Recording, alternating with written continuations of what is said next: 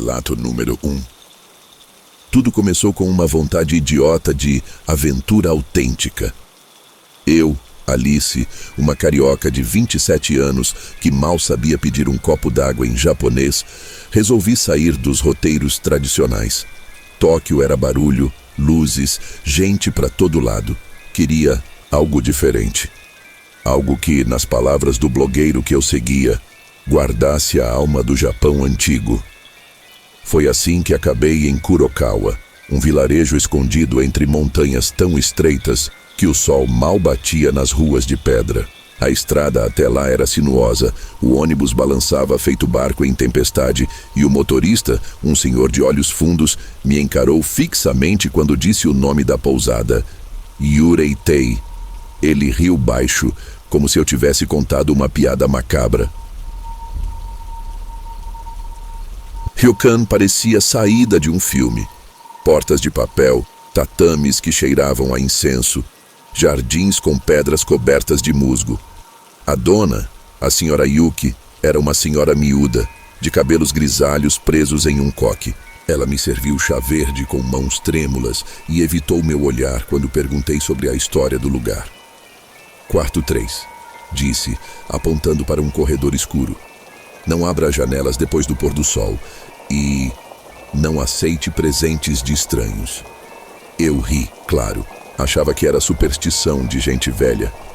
A primeira noite foi calma, ou quase. O vento uivava entre as vigas de madeira e as portas de correr rangiam como unhas no vidro. Eu me deitei no futon, tentando ignorar a sensação de que algo respirava. No canto do quarto, foi então que ouvi uma criança, uma voz fina, cantarolando em japonês. Yurei no ko, Hitori asobu. A criança fantasma brinca sozinha. Me levantei com o celular na mão como lanterna e segui o som. O corredor estava gelado, muito mais do que deveria estar em pleno outono. No final, perto de um altar coberto por uma cortina preta, havia uma boneca. Uma kokeshi tradicional de madeira clara com um kimono pintado de vermelho. Seus olhos eram 2 traços negros, mas pareciam me seguir. Que gracinha, pensei. Levei-a para o quarto, apoiando-a contra a parede. Não notei que na base da boneca havia uma mancha escura, como se tivesse sido mergulhada em água suja. No dia seguinte, a senhora Yuki quase derrubou a bandeja do café da manhã quando viu a boneca.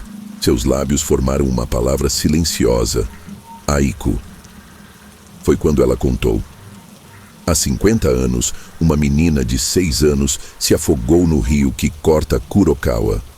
A mãe dela, uma artesã que fazia bonecas para o festival Obon, enlouqueceu de dor. Começou a esculpir kokeshis com o cabelo da filha morta e a deixá-las pela vila, dizendo que atrairiam companhia para Aiko no mundo dos espíritos. Mas as bonecas não eram vazias. Quem as tocasse seria seguido pela mãe, uma Yurei, fantasma, com o rosto desfiguido pela água, que arrastaria a vítima para o rio. Você deve devolvê-la antes do 3º amanhecer, a senhora Yuki implorou. Ou ela vai te levar. Eu me recusei a acreditar. Fantasmas, maldições, era absurdo. Mas naquela noite, acordei com um peso no peito. Algo frio e úmido estava sentado sobre mim. Abri os olhos e vi a boneca. Só que agora ela tinha cabelos longos e negros, reais, que escorriam como algas sobre meu pescoço. Gritei, mas o som morreu na garganta. A boneca girou a cabeça com um estalo seco de madeira e seus olhos pintados escorreram como tinta, formando 2 linhas negras que lembravam lágrimas. Saltei da cama e corri para o banheiro, trancando a porta. No espelho embaçado, vi uma silhueta atrás de mim. Uma mulher de kimono ensopado, os cabelos cobrindo o rosto. Ela segurava outra boneca, mas esta não tinha rosto. Só um buraco redondo como um grito mudo. A senhora Yuki me encontrou de manhã, encolhida no chão. Resta apenas uma noite, ela sussurrou colocando sal ao redor do quarto. Eu não tinha mais escolha. Peguei a boneca, agora pesada como um corpo, e decidi levá-la ao rio antes do pôr do sol. O caminho era uma trilha estreita, ladeada por estátuas de Jizo, aqueles budas infantis cobertos de musgo. O rio Kurokawa era uma faixa negra, com pedras escorregadias. Segurei a boneca com força, mas suas mãos de madeira se fecharam em meu pulso. Ouvi risadas. Crianças. Muitas.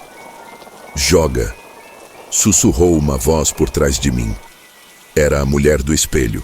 Seus cabelos se abriam, revelando um rosto inchado, a pele branca como peixe morto, os olhos apenas 2 buracos escuros. Nas costas dela, dezenas de bonecas balançavam, amarradas aos fios de cabelo. Joguei a Kokeshi na água, mas algo me agarrou o tornozelo. Mãos pequenas, de dedos inchados, puxando-me para a correnteza.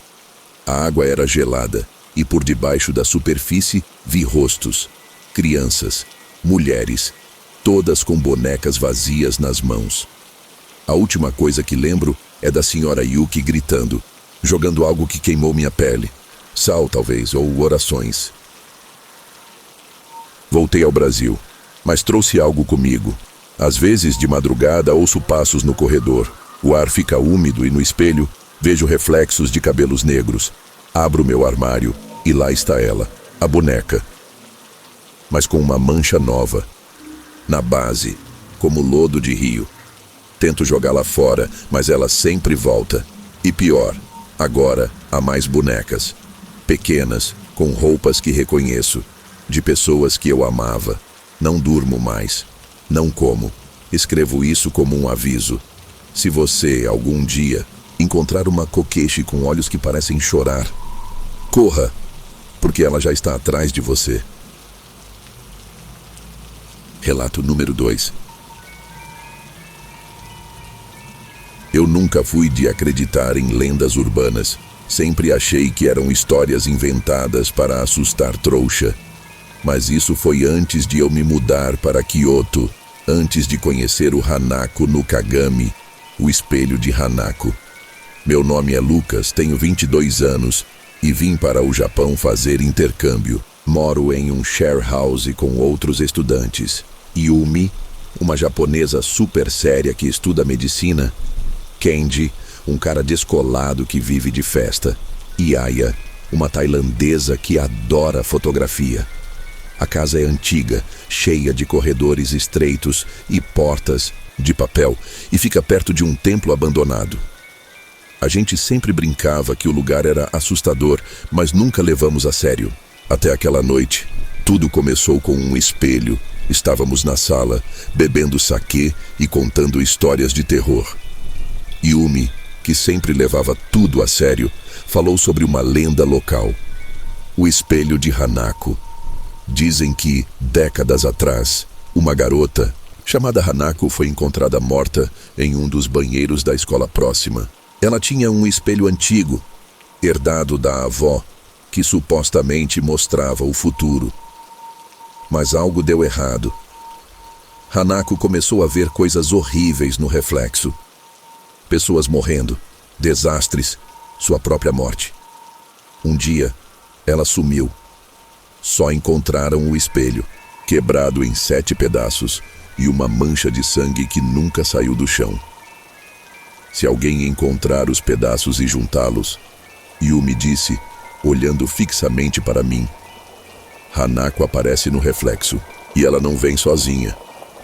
A gente riu, claro. Kenji até imitou uma voz de fantasma, fazendo todo mundo rir mais ainda. Mas no dia seguinte algo estranho aconteceu. Eu estava voltando da faculdade quando vi algo brilhando no riacho perto do templo, abandonado. Era um pedaço de espelho, emoldurado em madeira escura, com detalhes em ouro. Lembrei da história da Yumi e, por pura curiosidade, peguei. O vidro estava frio, mesmo sob o sol, e refletia algo estranho. Minha imagem parecia distorcida, como se eu estivesse mais velho, mais magro. Levei o pedaço para casa e mostrei para os outros. Yumi ficou pálida. É um dos pedaços do espelho de Hanako, ela disse. Você não devia ter pegado. Eu ignorei. Coloquei o pedaço no meu quarto, apoiado na mesa. Mas naquela noite, acordei com um barulho. Algo como vidro se arrastando no chão. Sentei na cama e vi. O pedaço de espelho estava no chão, mas não quebrado. E ao lado dele havia outro pedaço, igual, com a mesma moldura. Lucas, você achou mais um? Perguntei a mim mesmo, confuso. Mas não. Eu não tinha procurado. E como ele apareceu ali? No dia seguinte, mostrei para os outros. Yumi ficou em silêncio, mas Aya sugeriu que a gente pesquisasse sobre o espelho. Fomos ao templo abandonado, onde um monge idoso nos contou mais. Hanako não era uma garota comum, ele disse. Ela fez um pacto com um yokai, um espírito maligno, para ver o futuro. Mas o preço foi sua alma. Agora, o espelho atrai pedaços de si mesmo, como um ímã. E quando estiver completo... Ele não terminou a frase, mas o olhar disse tudo. Voltamos para casa e eu decidi trancar o espelho no armário. Mas naquela noite ouvi risadas. De criança, eram altas, ecoando pelos corredores. Saí do quarto e vi Kenji no corredor, segurando outro pedaço do espelho. Olha o que encontrei, ele disse rindo. Mas seu rosto estava pálido e os olhos pareciam vazios.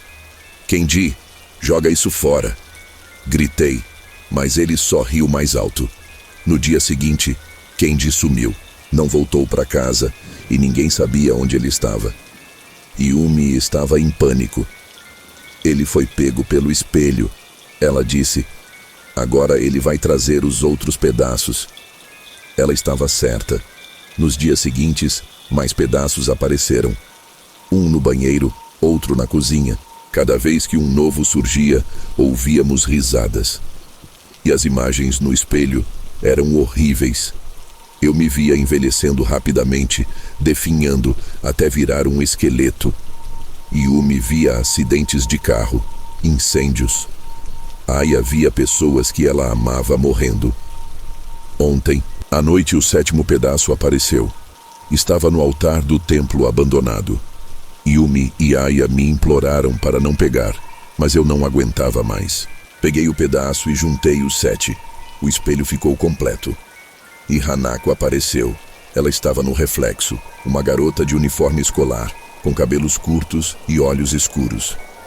Mas atrás dela, havia outras figuras. Pessoas que eu reconhecia. Kenji estava lá, com um sorriso vazio. E outras, tantas outras que eu não conhecia. Você quer ver o futuro? Hanako sussurrou, sua voz ecoando no quarto. Eu tentei quebrar o espelho, mas ele não rachou. Yumi jogou sal, rezou, mas nada adiantou. Aya tentou fugir, mas as portas não abriam. Agora estou aqui, escrevendo isso. O espelho está na minha frente e Hanako está sorrindo. Ela diz que vai me mostrar o futuro, mas eu tenho medo. Muito medo. Se alguém encontrar este relato, não procure os pedaços, não junte o espelho, porque Hanako não está sozinha. Ela nunca está sozinha.